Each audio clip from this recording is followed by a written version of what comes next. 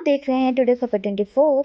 मैं हूं आपके साथ ऋतुश्री। आज 30 जून दिन भर की तमाम बड़ी खबरें लेकर आई हूं आपके लिए। रेड से लेकर येलो अलर्ट तक जारी। हिमाचल से अरुणाचल और पंजाब से कर्नाटक तक इस हफ्ते जमकर बरसेंगे मेघ।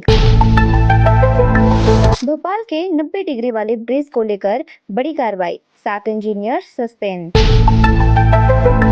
महाराष्ट्र सरकार ने 3 लैंग्वेज पॉलिसी का आदेश वापस लिया। हिंदी थोपे जाने के आरोपों के बीच उठाया कदम।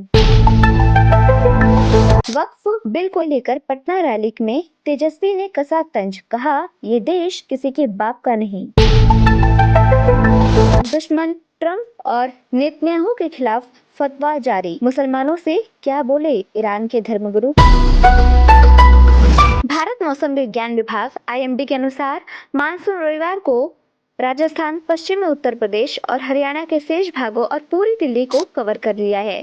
2020 के बाद से पहली बार मानसून समय से इतना पहले पूरे देश में पहुंचा है।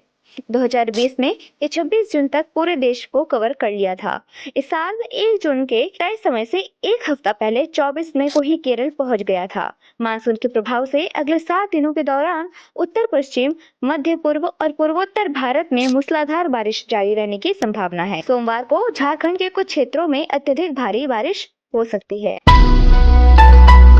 Bhopal 90 degree turn bridge. Bhopal के ऐशबाग इलाके में 648 मीटर लंबा रेल ओवर ब्रिज ROB बनाने में 18 करोड़ रुपए की लागत आई थी। बीते दिनों सोशल मीडिया पर ये ब्रिज चर्चा में रहा। अब सूबे के मुख्यमंत्री मोहन यादव ने इस मामले में कार्रवाई की है। लोक निर्माण विभाग PWD के 8 इंजीनियर्स के खिलाफ कार्रवाई की है, जिसमें 7 इंजीनियर्स को तत्काल प्रभाव से सस्पेंड कर दिया गया है, जिनमें 2 मुख्य इंजीनियर शामिल है। वहीं एक रिटायर्ड सीनियर इंजीनियर के खिलाफ विभागीय जांच की जाएगी। महाराष्ट्र सरकार ने रविवार को 3 लैंग्वेज पॉलिसी पर फिलहाल रोक लगाने का फैसला किया है। ये निर्णय जनता और राजनीतिक दलों की ओर से मिल रहे विरोध के बाद लिया गया है। मुख्यमंत्री देवेंद्र फडणवीस ने बताया कि यह निर्णय राज्य मंत्रिमंडल की बैठक में लिया गया। उन्होंने कहा कि 3 लैंग्वेज पॉलिसी और उसके क्रियान्वयन के तरीके को लेकर डॉक्टर नरेंद्र यादव की अध्यक्षता में एक समिति बनाई जाएगी। इस समिति की रिपोर्ट आने के बाद ही नीति लागू की जाएगी।